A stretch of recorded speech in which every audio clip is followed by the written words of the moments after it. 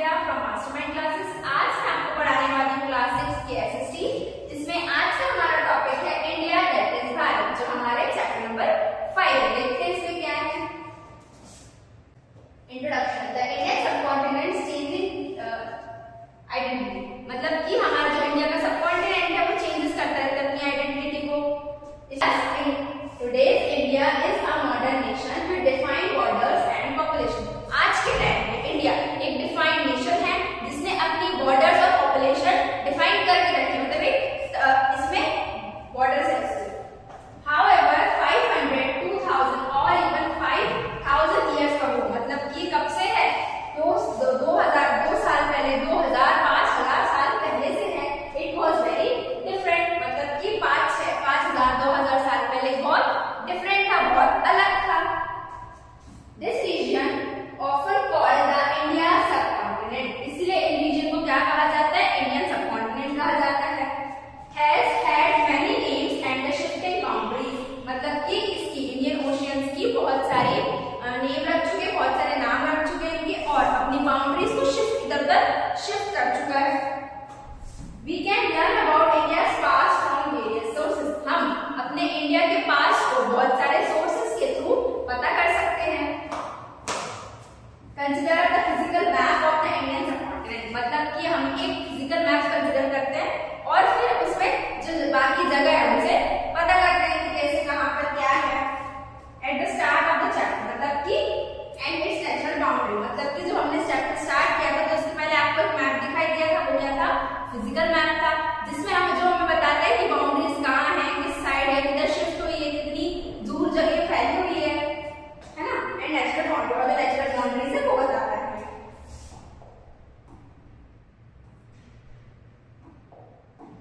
How Indians name India, मतलब कि Indians ने इंडिया का नेम इंडिया कैसे रखा।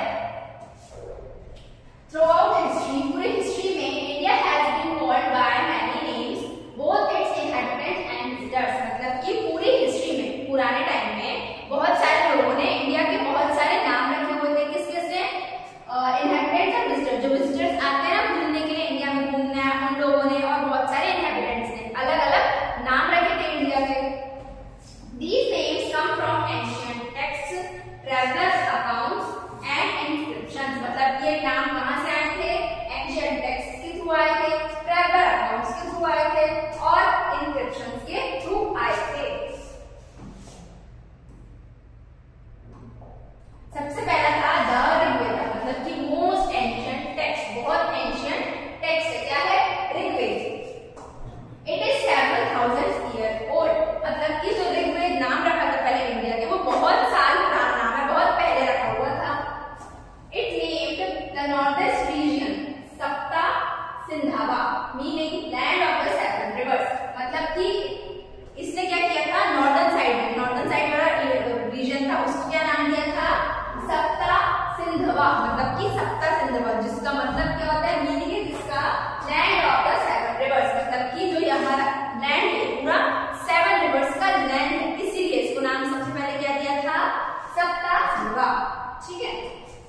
फिर सिंधवा कम्स फ्रॉम सिंधु, सिंधवा जो वर्ड है, ये जो सप्ता सिंधवा पूरा वर्ड है, उसमें जो सिंधवा है वो कहाँ से आया था? सिंधु से। रेफरिंग द इंडस रिवर और रिवर इन जनरल, मतलब कि सिंधु आया है, सिंधु से आया है, वो क्या रेफर कर रहा है? रिवर्स को रेफर कर रहा है, इंडस रिवर को रेफर कर रहा है, और रिवर इन जनरल जो रिवर्स है उसको रेफर कर रहा है।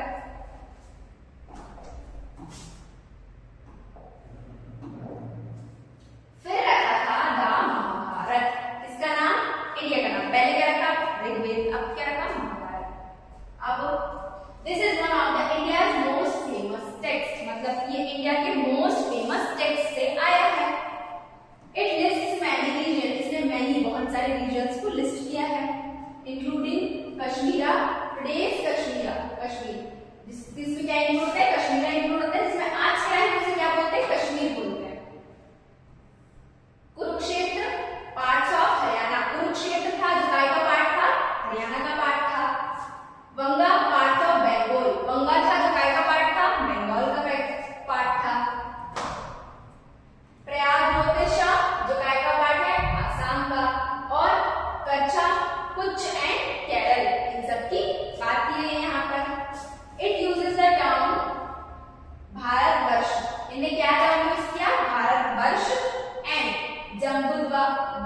जम्बुद्वीपा to refers to the entire subcontinent, मतलब कि ने दो वर्ड यूज किए पूरे एंटायर सबकॉन्टिनेंट्स को रेफर करने के लिए। क्या यूज किया? भारतवर्ष और जम्बुद्वीपा। फिर Bharatvarsha means the country of the Bharatas, मतलब कि भारतवर्ष का मतलब उन्होंने क्या बताया कि जो भारतीय लोग हैं इन सबकी country. A main Vedic group mention in the Rigveda, जिसमें इसका मेन वेदिक ग्रुप का मेंशन करके दिया उन्होंने ऋग्वेद में। फिर Jambudvipa means the island of the fruit of the jamun tree, मतलब कि जामुन ट्री। आइलैंड मतलब क्या होता है? हमने प्रीवियस चैप्टर में पढ़ा था। आइलैंड मीन्स वो होता है जो पूरा समुद्र होता है आसपास, उसके बीच में जो छोटी सी जगह होती है उसे क्या कहते हैं? आइलैंड कहते हैं। तो उसमें वो जम्बुद्वीपा को क्या रेफर कर रहा है कि एक आइलैंड है छोटा सा जिसके ऊपर जामुन का पेड़ है, जामुन का ट्री है, उसको कौन रेफर कर रहा है? Jambudvipa. A common native Indian tree, एक कॉमन नेटिव इंडियन ट्री है and came to meet the Indian subcontinent, जो काय के लिए आया है? इंडियन सबकॉन्टिनेंट्स को मीट करने के लिए, बताने के लिए आया है। फिर है emperor Ashoka and Jambudvipa. Emperor Ashoka और जम्बुद्वीपा के बारे में बताया है इसमें। अराउंड 250 BCE, 250 BCE की बात है। BCE हमने क्या पढ़ा प्रीवियस चैप्टर में? BCE इस टाइम पे टाइम को मेजर करने की यूनिट है, मतलब एक तरीके से ये देखो यूनिट है। जैसे कि आज के टाइम में हम टाइम कैसे मेजर करते हैं? कोई यूनिट 5 बोलते हैं, वैसे ही उस टाइम पे जो भी सन होता है उसके नाम में BCE लगा देते हैं। ठीक है, तो अराउंड 250 BCE की बात है। एम्परर अशोका यूज्ड जम्बुद्वीपा, मतलब कि एम्परर अशोका ने क्या वर्ड यूज किया? जम्बुद्वीपा वर्ड यूज किया to describe the whole of India, मतलब कि जो एम्परर अशोका थे उन्होंने 250 BCE में जब वर्ड यूज किया था पूरे इंडिया को बताने के लिए, मतलब बताने के लिए कि इंडिया का नाम है। एट दैट टाइम, उस टाइम पर Jambudvipa included what is now Bangladesh, Pakistan and part of the Afghanistan, मतलब उस टाइम पे जम्बुद्वीपा जब हम इंडिया को बोलते थे तो उसमें पाकिस्तान भी इंक्लूड होता था, बांग्लादेश भी इंक्लूड होता था और अफगानिस्तान का कुछ पार्ट भी इंक्लूड था, मतलब साथ में सबको मिला के क्या बोलते थे? जम्बुद्वीपा। फिर भारत मॉडर्न यूसेज, भारत जो वर्ड नाम रखा है भारत, उसका मॉडर्न यूसेज होता है। अ फ्यू सेंचुरीज लेटर, कुछ सेंचुरीज पहले की बात है, Bharat become the widely used name for the Indian subcontinent, मतलब कि जो भारत नाम रखा है वो एक यूजुअली नाम, मतलब कि ज्यादातर नाम यूज होने वाला नाम बन गया था हमारे इंडियन सबकॉन्टिनेंट के लिए। The ancient text Vishnu Purana state, ancient text पुराने टेक्स्ट में विष्णु पुराण में ये कहा गया है the country that lies north of the ocean south of the snowy mountains is called Bharat, मतलब कि क्या लिखा गया है? विष्णु पुराण, मतलब कि पुराने टाइम में विष्णु पुराण में क्या लिखा गया है? The country that lies north of the ocean, वो कंट्री जो ओशियन के नॉर्थ में आती है, ऊपर साइड की नॉर्थ में आती है, and south of the snowy mountains, और स्नोई माउंटेन जो माउंटेन्स है, स्नो के माउंटेन्स है, उसके साउथ साइड में आती है, वो क्या कहलाती है? भारत कहलाती है, ऐसा बोला था। This name Bharat is still used today, और ये जो नाम है भारत, जो हमारे कंट्री का नाम रखा हमने भारत, इंडिया का नाम रखा हमने भारत, वो आज भी हम यूज करते हैं। ऑफन एज भारत, मतलब कि भारत था, और कैसे यूज करते हैं इसे? भारत बोल के। In North India and Bharatam in South India, North India में भारत बोलते हैं और साउथ इंडिया की साइड भारतम बोलते हैं, और हम लोग क्या बोलते हैं? Bharat. Ancient Tamil literature about 2000 years ago, मतलब कि पुराने टाइप की तमिल लिटरेचर की बात कर रहा है 2000 years पहले, 2000 साल पहले। Also described a king whose name known as from Kepi Kumari in the south, मतलब कि 2000 साल पहले एक किंग है, एक राजा है, उसको क्या डिस्क्राइब कर रहे हैं? कपि कुमारी नाम से। कहा? साउथ में, from the great mountain in the north, और great mountain north side, from the ocean on the east and on the west, showing ancient Indians knew that geography well. भारत, इसमें इंडियन कॉन्टिनेंट और भारत के बारे में बता रहा है। देखते हैं क्या है इसमें। The Indian constitution begins with the phrase India, that is Bharat. मतलब कि जो इंडिया का हमारा कॉन्स्टिट्यूशन है वो कहाँ से स्टार्ट हुआ, किस नाम से स्टार्ट हुआ, इंडिया नाम से, दैट इज भारत। इंडिया मतलब Bharat. In English the Bharat earth India, मतलब कि इंग्लिश में भारत का अर्थ, भारत का मतलब क्या है, इंडिया। इन हिंदी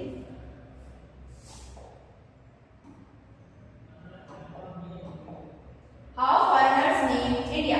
अब फॉरेनर्स ने कैसे नाम रखा हमारे इंडिया का वो देखते हैं।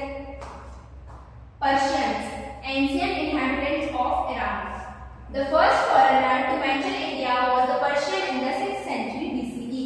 मतलब कि फर्स्ट फॉरेनर था जिसने इंडिया का नाम रखा था कब, 6th century BCE में, जो क्या थे, पर्शियंस थे। After giving control of the Indus river region earlier called Sindhu, और इंडस रिवर रीजन का कंट्रोल मिलने के बाद किसने, फॉरेनर्स ने क्या नाम रखा था अर्ली उसका, Sindhu. They refer to India as Hind, उन्हें कैसे रेफर किया था इंडिया को, हिंद नाम से, और Hindu in their language adapting Sindhu, उनकी लैंग्वेज में अपन बोले तो क्या बोलते थे, सिंधु। इन ancient Persian Hindu was a broad geographical term and did not refer to the Hindu religion। मतलब कि पर्शियन के टाइम पे वो जो हिंदू वर्ड है एक ज्योग्राफिकल टर्म की तरह था और did not refer to the Indian Hindu religion, और हिंदू रिलीजन को रेफर नहीं करता था। Now Greeks, based on Persian sources, the ancient Greeks named the region इंदोई और इंडिक। ग्रीक वर्ड्स में पर्शियन में क्या रहता है, इंदोई और Indic. They dropped the initial H from Hindu, उन्होंने क्या किया, इनिशियल एच जो हमारा एच का स्मॉल एच इसको ड्रॉप कर दिया, इसको छोड़ दिया, because it didn't exist in this language, क्योंकि उनकी लैंग्वेज में ये वर्ड एच वर्ड जो था वो एग्जिस्ट ही नहीं करता था, इसलिए। फिर चाइनीज में कैसा था, ग्रीक में देख लिया हमने, अब चाइनीज में देखते हैं। The ancient Chinese refer to India as Yindu, मतलब कि जो एंशिएंट चाइनीज थे उन्होंने इंडिया को कैसे रेफर किया, यिंदू बोलते, YIND यिंदू और यिंदू, यिंदू और यिंदू। Also originally from सिंधु, जो कि यिंदू और यिंदू भी कहां से आया है, सिंधु वर्ड से आया है। Another Chinese word तियानजू, मतलब कि दूसरा चाइनीज से हमने क्या बुलाया इसको, तियानजू, तियानजू करके बुलाया इंडिया को। ऑल्सो डिराइव्ड फ्रॉम सिंधु, जो भी कहां से बना है, सिंधु वर्ड से बना है। Could mean heavenly master, reflecting their respect for India as the land of Buddha. मतलब कि इसका मतलब क्या हुआ, heavenly master, heavenly master word इसका मतलब जो कि अपनी रिस्पेक्ट बता रहा है इंडिया के प्रति, क्योंकि वो बुद्धा का लैंड है, वहां पे बुद्धा ने जन्म लिया है, गौतम बुद्ध ने। Chinese scholars like Xuanzang 7th century CE traveled to India, collected Buddhist texts and translate them। मतलब कि चाइनीज स्कॉलर ने क्या किया, 7th century में वहां गए इंडिया और उनके वर्ड्स को कलेक्ट कर क्या किया, उन्हें ट्रांसलेट किया। फिर हिंदुस्तान, जब फाइनली हिंदुस्तान नाम पड़ गया है, this more recent term was first used in Persian inscription about 1800 years ago। मतलब कि ये बहुत रिसेंट टर्म है, अभी की बात है। तो हिंदुस्तान वर्ड नाम रखा है किसने, पर्शियन इंस्क्रिप्शन ने रखा था कब, 1800 years ago, 1800 नाम पहले। It later became the term used by most invaders of India to describe the Indian subcontinent। अब हमने चैप्टर समझ लिया पूरा कि क्या था, कि हमारे इंडिया को नाम कैसे रखा, किस किसने रखा, ग्रीक वर्ड्स में रखा, चाइनीज में रखा, ब्रिटिश ने रखा, सबने अलग अलग रखा। अब